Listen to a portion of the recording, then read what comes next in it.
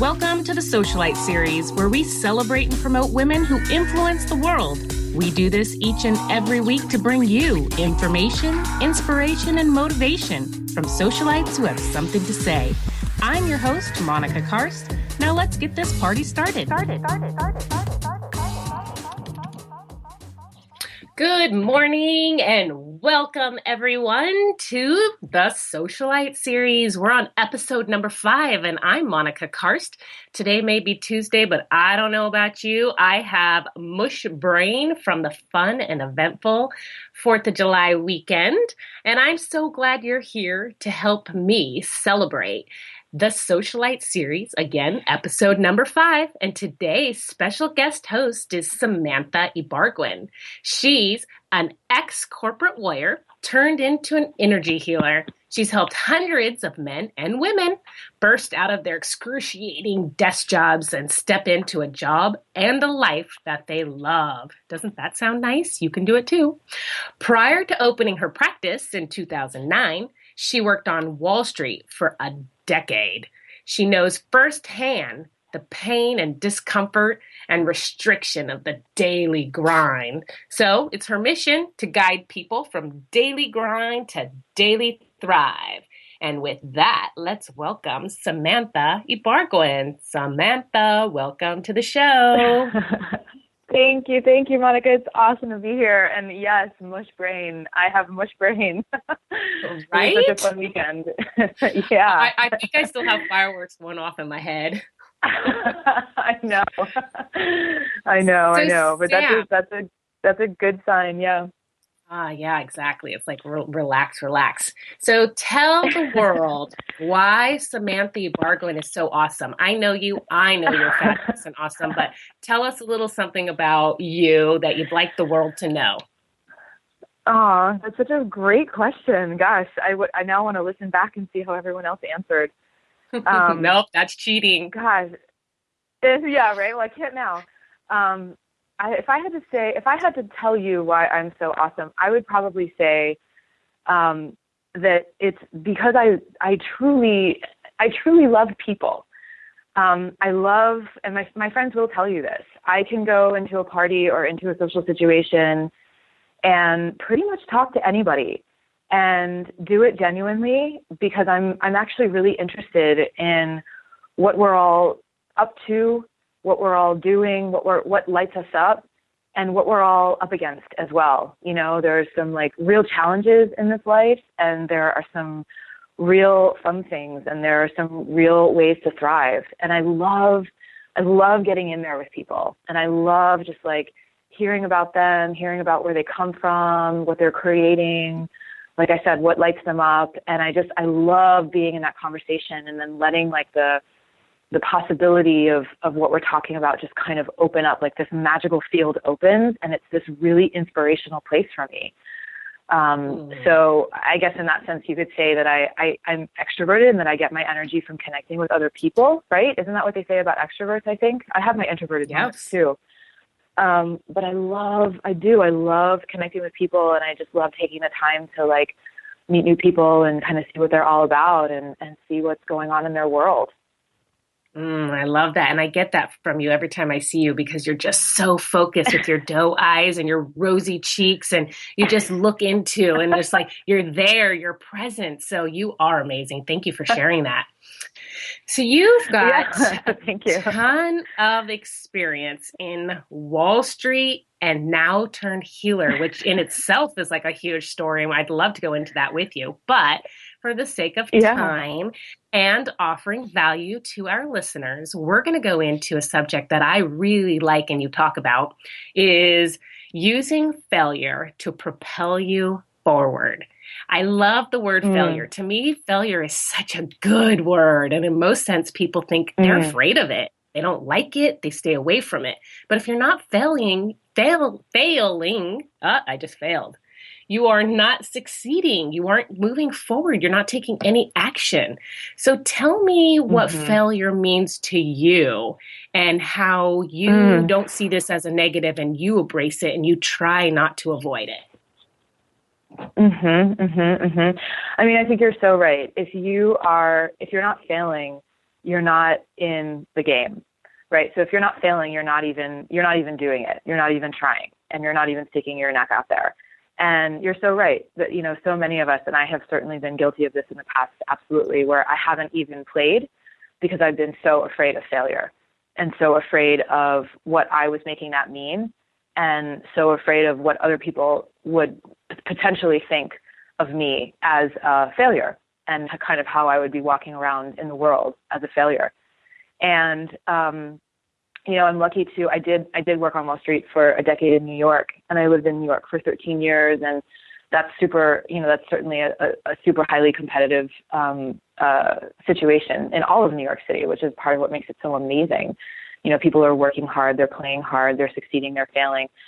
And now I live in the mountains of Santa Cruz in California, and there's this real attitude that everyone knows about in Silicon Valley, where it's like you want to fail. You want to be playing so hard that you're failing a lot, right? Because you're learning from each failure.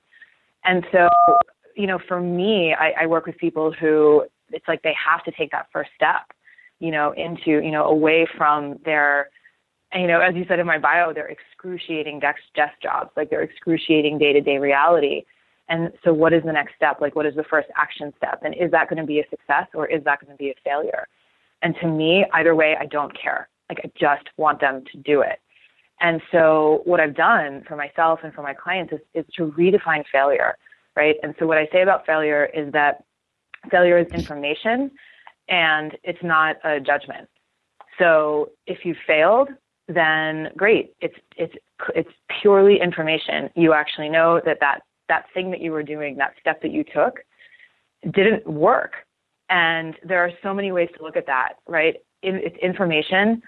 It wasn't the right step. It wasn't the right thing to do. What is the right thing to do? And there's, I can go in depth about this. And I actually just want to start with a different distinction.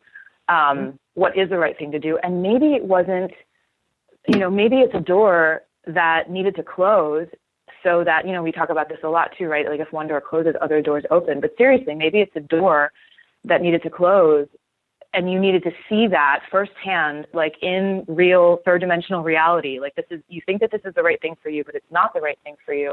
And then another door right next to it opens and it is the right path, right? It is the right way.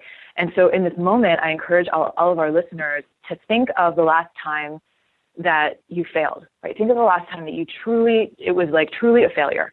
And that's kind of my first distinction. So I'm jumping around a little bit, but I think that's okay.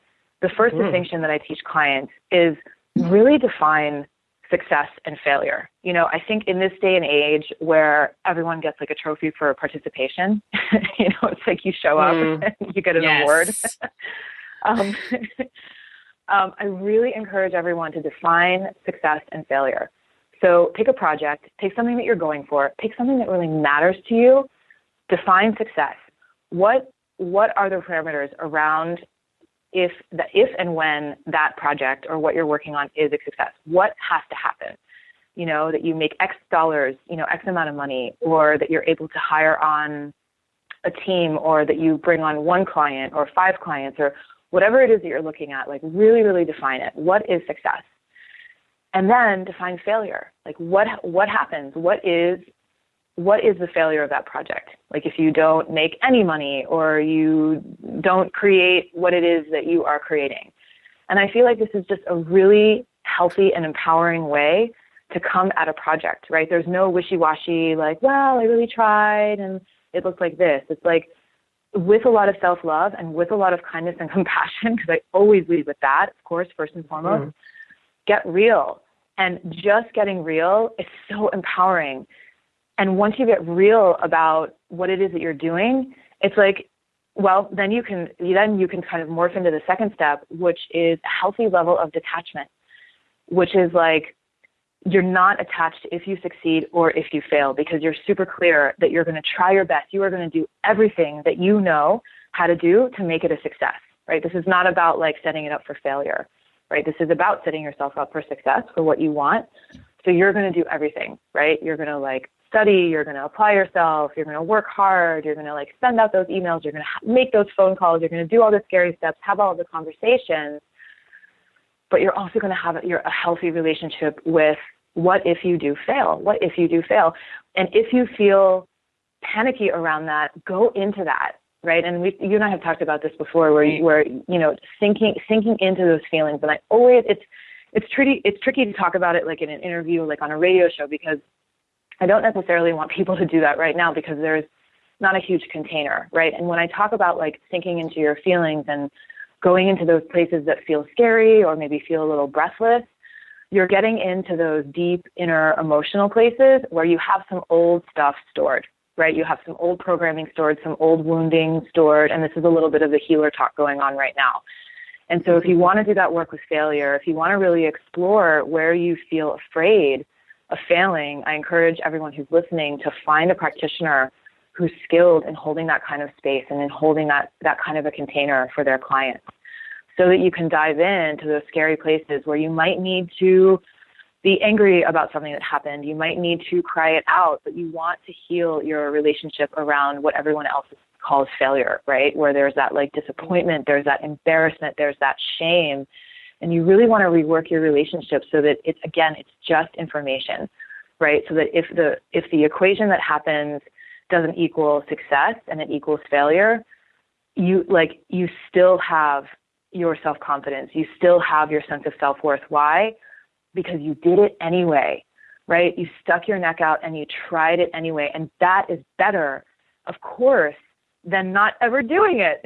Absolutely. Right? Well, and it's fun that you say that. Fear and failure are so much the same, although they're very different. Yeah. What causes us to the failure part is not scary. It's not scary at all once you get past the fear of failing. And like you said, that built up energy or the story you're telling yourself, once you start to explore with that, it's actually really liberating and exciting. So I love that you put failure is information, because that's all it is. We're trying so hard to open the wrong door with the wrong key, and then we try and we try and we try, and then all of a sudden the key breaks and we're like, oh, now what?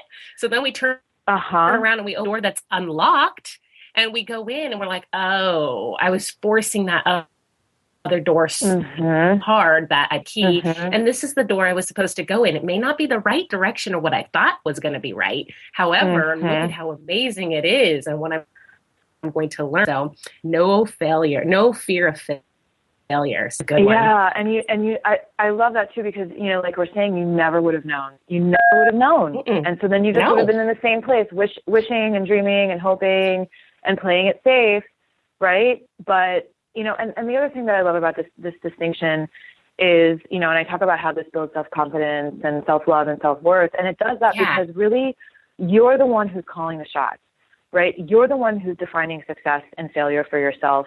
You're the one who's rejiggering your relationship to failure, and you're the one that's detaching in a healthy way and having a healthy outlook on what happens.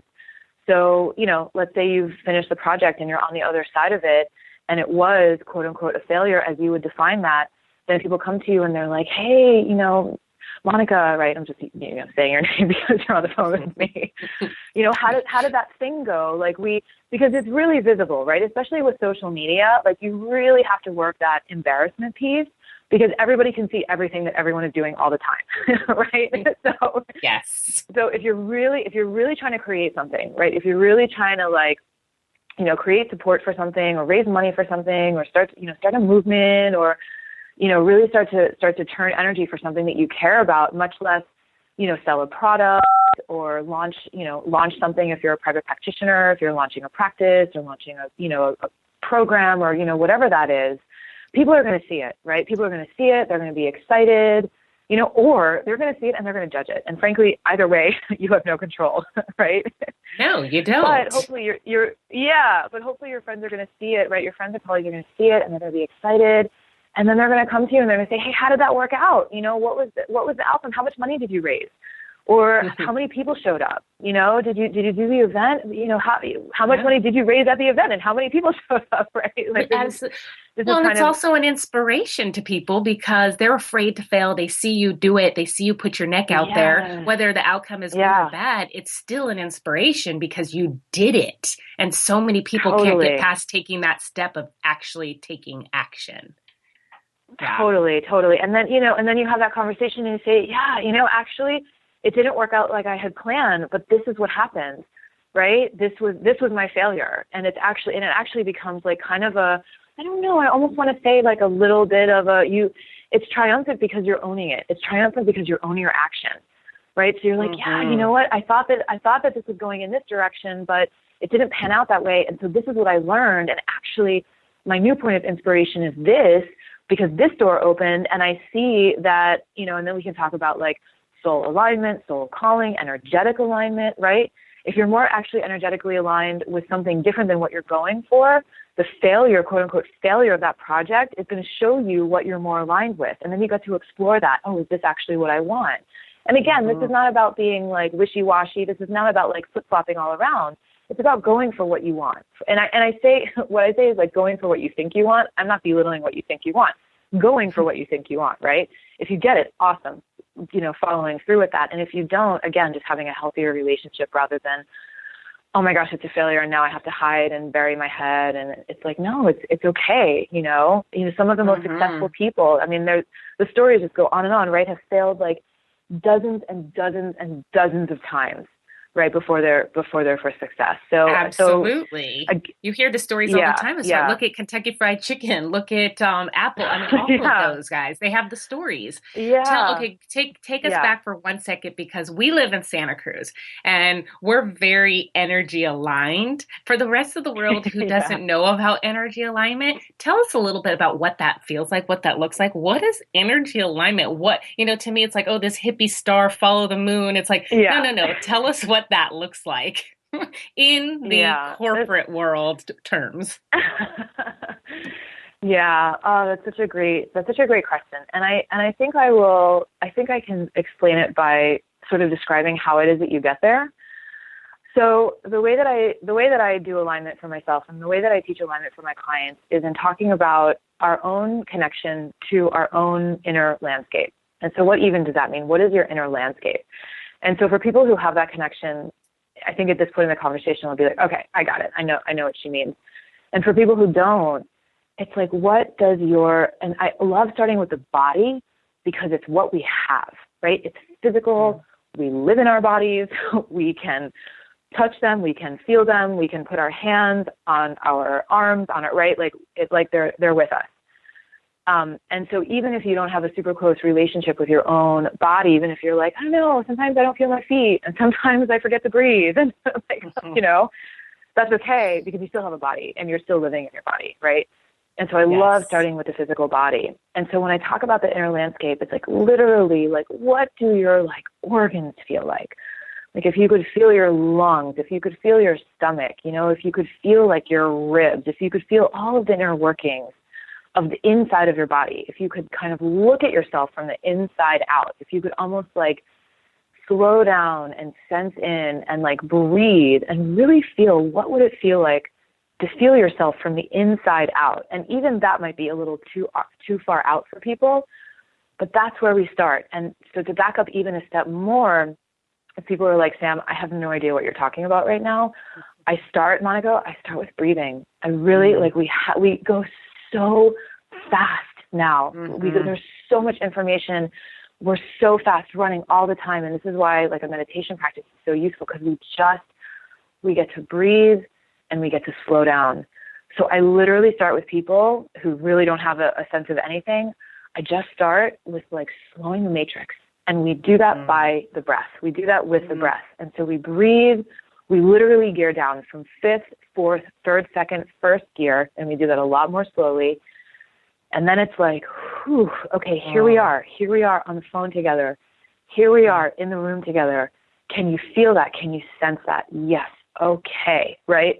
And then we go from there. And then, right. And then we dive into the body and it's like, okay, can you just start to sense what your body is feeling, right? What's going on? Can you wiggle your toes? Can you feel your feet, right? We start really, really simply because it is actually a really, really simple process. And so then we dive into the inner landscape and then you start to get a sense of that, like, how we always talk about like the gut feeling. Then you start to get a sense of that like gut feeling, right? And so does this feel right? Does my body feel relaxed and open? Do I feel inspired? Do I have a smile on my face about this? Do I want to move forward in that direction? And you can start with small things, right? Do I want this coffee or that coffee right now? Do I want to take a walk in this direction or that direction? And to really start to get a sense of like, okay, what is my body doing? Am I contracting? Is that a no, right? Or am I like, yeah, I want to go here. I want to do this thing, right? So it's just paying attention to your own sort of internal compass. And then from there, I teach how to tap into, and this is more advanced, just for this conversation. And, Monica, we can give everyone my info at the end of this conversation. Yes. I'm happy to talk everyone through this, one-on-one or whatever. But I teach people how to tap into their energetics and how to, there's actually literally a line of energy in the very center line of our body. It's called the Hara line. And it's the place where intention energetically lives inside of our body. And Hara is always there. It's just a matter of sinking deeply in to that dimensionality. And again, this may or may not ring true for a lot of people, but tapping into that deep, still space where you hold your intention. And intention is very, very strong. It's very still. It's where we come from. Again, when we intend to do anything, it's not the storm of our emotions, right? It's a still, deep place. And so when we're energetically aligning with spirit, we're tapping into our line of intention and we're moving from that place, right? So it's all very, very real world, very here and now, and you can do it all with your eyes open. And it's very, very practical. And I mean, every single one of my clients uses it, day to day. I actually teach people how to do it inside of their office spaces, because that's where we need it. Right? Yeah, that's where we need it the most. To feel calm and centered and focused and have clear communication and bring, our passion and our inspiration and light others up. It's in the boardroom, right? It's in our office spaces where we need to be kind and compassionate and come from that centered, calm place outside of the stress response. We've talked a lot about stress too. And so is that helpful? I think that's very helpful. And you got to the point of breath. Everyone knows or thinks they know how to breathe, but it's funny how we are such high paced. Like you said, our society is so high paced. We don't actually know how to breathe. That's the very basic essential of life. So going back to the breath is exactly the answer I was looking for. And then, of course, the next step would be intuition and gut feeling. That's your alignment of energy is breath, intuition, gut. Everyone can understand that. So yes, absolutely. So tell me, go ahead. Yeah, I just want to offer, I have 3 free guided meditations on my website. Ooh.